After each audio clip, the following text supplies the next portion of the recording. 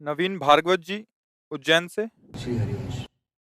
जय जय श्री हरिवंश। परम पूज्य गुरुदेव भगवान, आपके चरणों में कोटि कोटि नमन।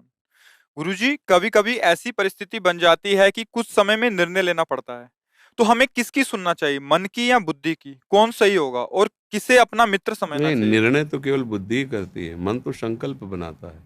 मन निर्णायक थोड़ी होता है। मन के ऊपर निर्णायक बैठा हुआ है बुद्धि, और बुद्धि के ऊपर निर्णायक है संत वचन, शास्त्र वचन। तस्मात् शास्त्रम प्रमाणम ते कार्याकार्यो व्यवस्थित हो। क्या अकार्य है, क्या कार्य है, बुद्धि भी गलत निर्णय कर सकती है। हमें उसकी जांच गुरुवाणी से, संतवाणी से या शास्त्र से, हमें उसको प्रमाणित करके तब फिर बुद्धि के निश्चय को स्वीकार करके उसके अनुसार संकल्प बनाते हुए क्रिया करना है। कोई भी परिस्थिति आई है तो पहले धैर्यपूर्वक भगवत स्मरण में रहो, फिर बुद्धि को देखो ये जो निर्णय कर रही है ये शास्त्र और संतों के अनुमोदन के अनुसार या विरुद्ध में है। विरुद्ध में है तो फिर नहीं, फिर वहीं रोक दो उसको। और अगर अनुकूल, ऐसी आज तक हमें कोई बात नहीं जिसका उत्तर हृदय से न मिला हो। सबके हृदय में है, पक्का। खूब गौर से देखा है हमने, आप लोग भी देखिए। आप कदम जिधर रखेंगे तो आपको अंदर से निर्देश मिलने लगेगा, दिशा गलत है, इसमें जो आप करने जा रहे हो बिल्कुल ठीक नहीं है। पर अपने लोग सुनते हैं, समझते हैं, पर वो बात नहीं मानते। वही गुरुदेव बैठे अंदर सबके, मतलब ऐसे स्पष्ट आज्ञा देते हैं कि अगर आप उनके अनुसार चल जाओ तो तुम जीवन में विजयी ही विजयी रहोगे। हम मतलब बहुत सूक्ष्म बात है। आप लोग बहिर्मुख रहते हैं, एकदम बाहरवृत्ति रहती तो आप उसे जान नहीं पाते। पर आप देखिए, जहां आप सतमार्ग की तरफ चलेंगे तो मन घबराहट पैदा करेगा, पर बुद्धि आपको सहयोग दे देगी, मार्ग सच्चा है, चलो।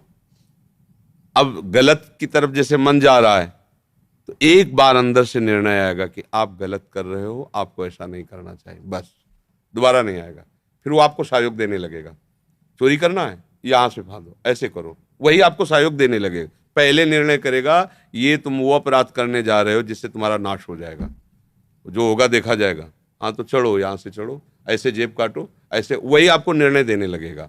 अगर पहले सूत्र को समझ जाए, उसी सूत्र को महात्मा समझते हैं, संसारी आदमी नहीं समझते, क्योंकि उसी को अंतर्मुक्ता कहते हो, अंदर बैठा एकदम चिंतन में, ठीक है, हाँ ठीक है। तो जब हम महात्माओं की बात सुनते तो हमें आनंद आ जाता है, क्योंकि वो अपनी बात मन की नहीं कह रहे, वो उसी निर्णय की, जीवन भर उसी निर्णय पे चले, तो उसी की जब बात कहते तो आपको लगता है तो मेरे मन की बात है, ये तो मेरी बात है, क्योंकि वो मन सबका उसी माया से चल रहा है ना, उसी को उन्होंने देखा है, उसी का अनुभव किया, उसी को चलाया है, तो उस बात को समझे। निर्णायक बुद्धि है, और बुद्धि ठीक निर्णय कर रही है या नहीं, इसके लिए शास्त्र और संतवाणी प्रमाण। मन का निर्णय ठीक नहीं है। ये तो बड़ा विचित्र देवता है। कबहू मन रंग तुरंग चढ़े, कबहू मन सोच करे धन का, कबहू मन नारी प्यारी लगे, तो कबहू मन त्याग चले बन का। इसमें क्षण क्षण की प्रवृत्तियां, अब कौन सी इसकी बात माने? अब उसकी बात मत समझने के लिए बुद्धि का प्रयोग कीजिए। बुद्धि के प्रयोग में विवेक लाइए, विवेक शास्त्र और संतों के वचनों से फिर जोड़, तो आपका जीवन मंगल हो जाएगा। पर अपने लोग कितने विवेक का आश्रय लेते हैं, बस यही फेल हो जाते हैं। जहाँ एकदम कोई मन की प्रेरणा आई, वो अंदर रोका जा रहा पर होता है कि देख लेंगे जो होगा, चलो कैसा करते हैं, है नहीं? तो हमको वहाँ संभलना है। साधना इसी बात की होती है कि हमको आए हुए वेग को विचार पूर्वक प्रयोग करना है। वेग को सहन कर पाना ये संसारी पुरुष का लक्षण नहीं है, ये भागवतिक पुरुष का लक्षण है। सब वेग में बह रहे, जो इन वेगों को कंट्रोल करके और विवेक के द्वारा चलता है, नहीं नहीं ठीक, वो जलन हो रही, मन कह रहा है पर शांत हो, वो धीरे धीरे साधना के द्वारा ऊंचाई पे चढ़ जाएगा। संसार का व्यक्ति वेग आया, अब कुछ भी हो, कितना भी रुपया लगे, कैसा भी हो, ऐसा वो इस तरह बह जाएगा। अपने लोगों को जो सत्संगी जन, ऐसे नहीं बहना, विवेक पूर्वक विचार पूर्वक कदम रखना है। क्योंकि फिर जो गलती हो जाती है, वो जब पौधारूप वृक्ष बनता है, काटने से फिर नहीं कटता, वो भोगना ही पड़ता है। भगवान ही क्षमा कर दे तो है। तो अब जैसे लोग गलतियां करते हैं और उस पर ध्यान नहीं देते हैं, तो जब आगे वो परिस्थिति में आएगी गलती, वो आपकी परिस्थिति को चौपट कर देगी। अब आपको लगा भगवान का क्या बिगाड़ा था हमने, भगवान ने ऐसा कर दिया। भगवान ने नहीं किया, वो आपका कर्म है। हमने तो जीवन में ऐसा नहीं किया, तो इसी जीवन में तुम थोड़ी पैदा हुए हो। लाखों करोड़ों जन्म तुम्हारे हो गए, तो तुम्हारा लाखों करोड़ों जन्मों की कमाई जमा है, अच्छी या बुरी दोनों भोगने पड़ेंगे। जैसे कई बार देखा जाता है कि ज़्यादा ज्ञान भी नहीं है और ज़्यादा मतलब, लेकिन अरबों रुपया का हिसाब किताब उसके पास है, और तुम बहुत पढ़े लिखे हो, बहुत सब ज्ञान है, इंजीनियर, सब गोबर डालने को मिल रहा है, ना कोई काम मिल रहा है ना कोई मिल, ये उसका पूर्व संचित पुण्य है कि किसी काम का आदमी नहीं, 2 कौड़ी का दिमाग है पर वो अरबों पे खेल रहा है नहीं? और हम बहुत विवेकवान, बहुत बुद्धिमान, लेकिन ठीक से रोटी खाने की व्यवस्था नहीं हो पा रही। ये पूर्व कर्मों का हिसाब चल रहा है। बहुत मेहनत कर रहा है, धर्म से चल रहा है, लेकिन कुछ नहीं बन पा रहा, शराब पी रहा है, गंदे आचरण कर रहा है, भाई वो मारा घूम रहा है। तो इसी में लोग चकरा जाते हैं कि गंदा आचरण कर रहा है फिर भी मौत से है, हम सही चल रहे हैं फिर भी दुख से हैं। तो ये संशय न रखे, पूर्व हिसाब किताब चल रहा है। आज की खेती कल काम आती है नहीं? आती नहीं? आज तुम्हारी खेती अच्छी है ना, कल मौज से तुम जीवन भर अच्छा खाओगे। वो बुरा जो अभी कर रहा है वो अच्छी खेती का भोग भोग रहा है, और जब इसकी बुरी फसल तैयार होगी तब तुम देखना फिर ये इसकी दशा बिगड़ जाएगी। इसलिए विवेक पूर्वक काम करो। नालिनी पांडे जी अमेरिका से। श्री हरिवंश। परम कृपालु गुरुदेव भगवान, आपके चरणों में दंडवत प्रणाम। गुरुदेव भगवान, श्री जी की असीम कृपा से वृंदावन वास मिल रहा है, बहुत जल्द हम वृंदावन के लिए आएंगे। गुरुदेव भगवान, पर एक चीज हमें व्यथित कर रही है, 40 साल से हमारे घर में शाम शाम की सेवा है, और उन्हें यहाँ कैसे लाएं 36 घंटे की हवाई यात्रा में, बॉक्स या पेटी में। बहुत मन विचलित हो जाता है, घबरा जाता है। महाराज जी, इसका कोई निर्णय करें, क्या वहीं किसी को सेवा दे दें या यहाँ नई सेवा विराजमान करें? वृंदावन नहीं, धाम क्यों आना चाह रहे हैं। क्यों वहां से सेवा नहीं आ सकती क्या? हवाई यात्रा में प्लेन में वो सिक्योरिटी के थ्रू अंदर मशीन में डालेंगे, फिर मांसाहारी लोग उसको हाथ लगाएंगे। एक पेटी अच्छे से कर लो और उसमें भोग ठाकुर जी को लगा करके फिर भोग भी थोड़ा रख दो, और भावना करो कि प्रभु अपने निज महल में शयन कर रहे हैं। तो आप ये सामने वाले को मांसाहारी ना देख करके आप उसमें भावना करो कि सब भगवत पार्षद हैं, प्रभु को विमान के द्वारा आप श्रीधाम वृंदावन ले जा रहे हैं। सारा खेल भाव का है। भाव गया तो कुछ नहीं रह गया, भाव है तो वास्तविक सत्य बात है कि प्रभु के सिवा कोई नहीं है। तो उनको बंद करके लाए तो पेटी में चलेगा? चलेगा, खूब दौड़ेगा। वृंदावन धाम में ठाकुर जी को लाइए। हाँ। अमिता कुमारी जी जम्मू से। प्रणाम गुरुजी। गुरुजी, अब आपकी तबीयत कैसी है? गुरुजी, मेरा स्वास्थ्य ठीक नहीं होने से मैं प्रभु का अच्छे से ध्यान नहीं कर पाती। महाराज जी, इस परिस्थिति में मैं कैसे ध्यान लगाऊं? तुम पहले आपका उत्तर दें कि अपना उत्तर दें? हमारा स्वास्थ्य न कभी खराब था, न कभी खराब है, न कभी खराब होगा।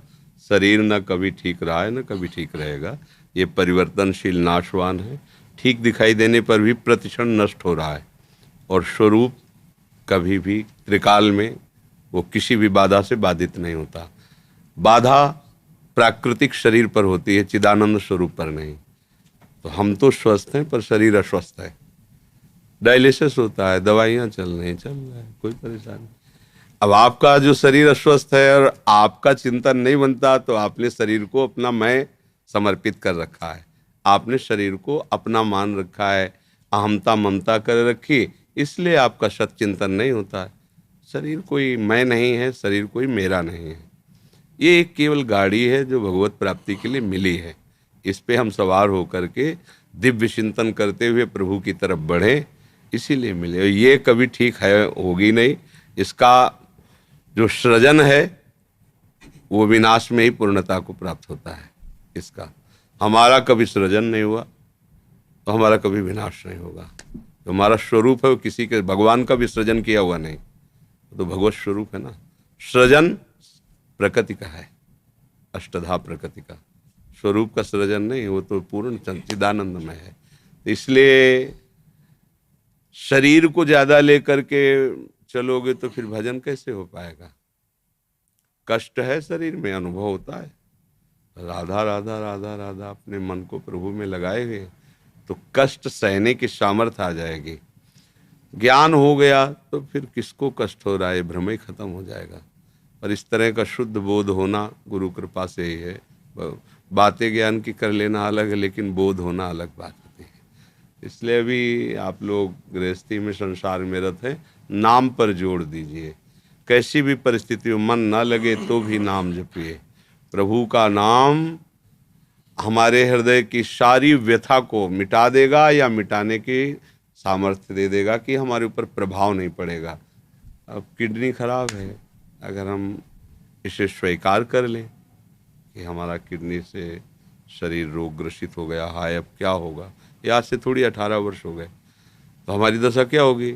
अभी हम विचार में आनंदित हैं, शरीर में नहीं। अगर हम शरीर में 1 मिनट के लिए उतर जाएं तो अभी टेंशन पैदा हो जाएगी।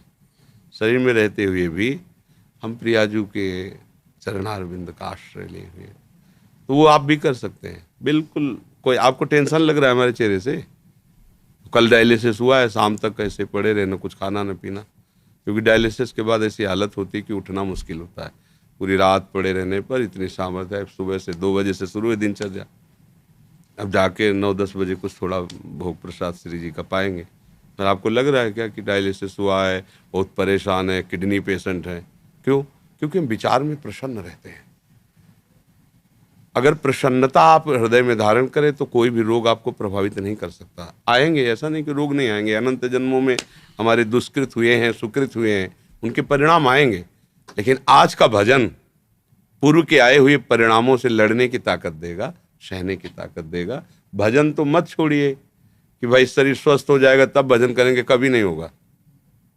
आज जैसी परिस्थिति, अगर आज की परिस्थिति में भजन नहीं किया तो कल की परिस्थिति आपको भजन लायक नहीं रखेगी। जिनके मन में है कि आज की परिस्थिति को निपटा लेते हैं, कल परिस्थिति ठीक होगी, भजन करेंगे, कभी नहीं कर पाओगे। जैसी परिस्थिति है आज, इसी परिस्थिति में भजन का अभ्यास करो तो कल जो परिस्थिति आएगी वो हमें झुका नहीं पाएगी। पर लोग प्रायः इस भाव में नहीं रहते, इस भाव में रहते हैं कि अभी क्या है, इसको निपटा लेते हैं फिर भजन करेंगे, आराम से बैठ के। आराम देगी माया तुम्हें चैन देगी? कभी नहीं। आज तक कोई हो तो बताओ कि हमें चैन मिल गया। चैन उसी को मिला जो हर परिस्थिति में भगवान का आश्रय लेकर भजन किया है, वही विश्राम को। परिस्थिति भजन के अनुकूल कभी नहीं मिलेगी। अब सब छोड़ के धाम आ गए, नाना प्रकार की व्याधियाँ, शरीर के पड़ोसी की सब मानसिकताएं, भजन नहीं है तो भाग जाओगे, यहाँ चाहे धाम रहो चाहे जहाँ जाओ। भगवत भजन नहीं करोगे तो गंगा के किनारे बैठे भी तुम पापाचरण ही सोचोगे, धाम में भी बैठ करके तुम पापाचरण ही करोगे। क्योंकि वृत्ति अगर प्रभु में नहीं लगाई तो लगेगी कहाँ? देह में लगेगी, माया में लगेगी, तो फिर कौन तुम्हें सुख देगा? कहीं सुख नहीं है, कहीं दुख नहीं है, दोनों बात समझ लो। कहीं सुख नहीं, यदि आपकी वृत्ति अशांत है तो त्रिभुवन में कहीं सुख नहीं, चले जाओ। अगर आपकी वृत्ति भगवदाकार है तो त्रिभुवन में दुख नहीं, चले जाओ। बात बस समझना है। चाहे जिस तीर्थ में आप चले जाओ जहां आप बहुत शांति समझते हो, पर आपका चिंतन ठीक नहीं तो आप अशांत रहोगे। और जहां आपको अशांति दिखाई देती हो, भगवदाकार वृत्ति वाला महात्मा बीच बाजार में बैठकर समाधिस्थ हो सकता है, क्योंकि उसकी वृत्ति भगवदाकार है। तो खास बात समझ में आई, सुख का हेतु चित्त वृत्ति का निरोध करके सच्चिदानंद परमात्मा में, प्रभु में लगाना। अब ये चाहे गृहस्थ हो चाहे विरक्त हो, वृत्ति लगाने से ही आनंद मिलेगा, गृहस्थी और विरक्ति से आनंद नहीं मिलेगा। वृत्ति कहाँ लगी आपकी? गृहस्थ हो वृत्ति भगवदाकार आप महात्मा हो, विरक्त हो विषयी वृत्तियां हमारे अंदर है, दुर्वासनम सदा परिकर्षयन्ति, बात नहीं बनेगी। वृत्ति से बात बनती है। हम लोग विरक्त वेश धारण करके इस वृत्ति को समेटने का बहुत बढ़िया अवसर गुरुजनों ने दे दिया कि अब हमारे ऊपर कोई जिम्मेवारी गृहस्थ की नहीं, लड़का बच्चा की नहीं, संसार की नहीं, एक ही है, अपनी वृत्ति को भगवदाकार कर लो। गृहस्थों के लिए तो बड़ी समस्याएं हैं, बड़े कार्य हैं, ना चाहते हुए भी उनको जिम्मेवारियां निभानी है, लोक व्यवहार, कर्तव्य, ऐसे नाना प्रकार। फिर वो अगर भजन करते हैं तो हम उन्हें प्रणाम करते हैं कि ऐसे विशेष विशेष प्रापंचिक प्रवृत्तियों के बीच में रहकर आप भगवान का भजन कर रहे हैं। हम लोगों को तो छूट दे दी गई है, सुबह से लेकर शाम तक अगर ना बोले तो कौन हमें बुलवाएगा, ना देखे तो कौन हमें दिखवाएगा, हम नहीं खाएंगे नहीं, कौन हमको पूछने वाला है। हम चाहें तो सुबह से रात तक एक भजन कर सकते हैं, कोई नहीं बोलने वाला, हमारे ऊपर कोई जिम्मेवारी नहीं। बाबा जी तो क्या जिम्मेवारी, लंगोटी लगा लिया, अब क्या जिम्मेवारी, एक ही जिम्मेवारी है, भगवदाकार वृत्ति। गृहस्थी में कितने जिम्मेवारियां हैं, अगर वो थोड़ा भजन करते हैं तो हमारे 24 घंटा भजन से बढ़िया है। क्योंकि हम थोड़ी सी बात में भजन छोड़ देते हैं और उनके पास कितनी बातें हैं, दिन भर बातें ही हैं। अब वो माला लिए बैठा है, लड़का बोल रहा है मम्मी स्कूल जाना है, हम क्या करें? मम्मी माला चलाओ या लड़के को टिफिन लगा के दे, नहीं तो भूखा रहेगा दिन में। पति कह रहा है बहुत भक्ति में मत लग, हमारी ऑफिस को देर हो रही, गाली मिल रही है, वो क्या करे? अगर वो ऐसी स्थिति में भजन कर लेते हैं तो प्रणाम योग्य हैं, क्योंकि वो प्रपंच में रहते हुए भगवान का चिंतन कर। तो ये खोजने पर शास्त्र और संतों की वाणियों से मिला कि चित्त वृत्ति आप जहां लगाओगे वही हो। चित्त वृत्ति जहां लग रही वही आप हो, वही हो और वही हो। काम में चित्तवृत्ति लगाई, काम ही हो, अर्थात काम स्वरूप हो गए। इस समय राम में चित्तवृत्ति लगाई तो राम स्वरूप हो गए, और जो हम हो गए वही हमें दिखाई देगा। हम कामी तो सारा संसार दुष्ट नजर आएगा, वासनायुक्त, और हम राम में तो सारा जड़ चेतन गुण दोष में जो है वो केवल एक ब्रह्म नजर आएगा, भगवान नजर आएगा। गोस्वामी जी कह रहे जितना चराचर जीव श्री राम में सब जग जानी। उपनिषद ब्रह्मदर्शी महात्मा कह रहे सर्वम खलमिदम ब्रह्म नेना नास्ति किंचन, एक भी कुछ और नहीं। ईशावास्यमिदम सर्वम यत् किंचे जगत्याम जगत। बात आई लौटकर हमारी चित्तवृत्ति है कहाँ? तो हमको अगर आनंद प्राप्त करना है, स्वस्थ रहना है सदैव बिना औषधि के, तो भगवत चिंतन करना होगा। औषधि शरीर को स्वस्थ कर सकती है, चिंतन आपको स्वस्थ करेगा। आपको अब शरीर बहुत स्वस्थ है, काम सता रहा, अब क्या बीमारी है? तो इससे इसके लिए क्या दवा है? भूत बना हुआ घूम रहा है आदमी, भूत बना हुआ पागल आदमी, जैसे कुत्ता नहीं पागल काट खाए। जो आदमी कोआ मदांधो मदनातुर हुआ, कामना से व्याकुल आदमी। काम का मतलब एक ही केवल जनेन्द्रिय जनित नहीं, हर इंद्रिय की भोग का नाम काम है। कहीं भी कोई भी कामना, काम के अंतर्गत देखो ना, लोग मार रहे हैं, हिंसा कर रहे हैं, चोरी कर रहे हैं, कपट कर रहे हैं, व्यभिचार कर रहे हैं। किससे? भूत बनाए, उनका चिंतन उनको भूत बना दिए। और देखो सब भोगों को छोड़ करके कष्ट सहते हुए भगवदानंद, क्या हुआ? चिंतन सही हो गया। सबको चाहिए मन लगे ना लगे गुरु प्रदत्त नाम निरंतर जपते रहो। किसी संत महात्मा का आश्रय ले लो, जो वहां आपकी श्रद्धा बैठे, उनसे नाम ले लो, और उनके वचन और उनके नाम तुम्हें भव समुद्र से पार कर देंगे। अगर संत को पहचानने की बात, तो इस पृथ्वी में कोई पैदा नहीं हुआ संत को पहचान ले। केवल संत ही संत को कुछ जान सकता है बस, क्योंकि आंतरिक स्थिति होती है। आप अपनी बुद्धि के द्वारा जानेंगे ना, तो आपका स्तर है ना, उसका स्तर क्या, तुम क्या जान पाओ?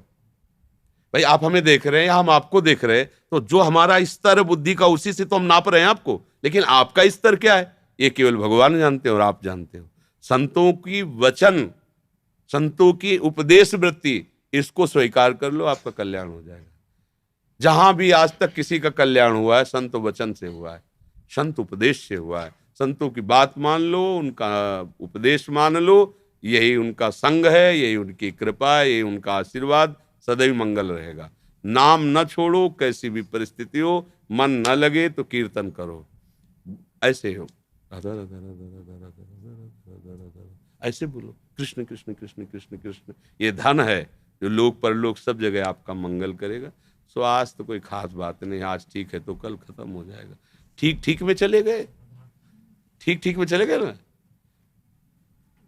1 मिनट में सब चटनी बन गए रोड में। काल कहाँ किस समय कैसे घटना घटा दे। राधा राधा राधा राधा भजन।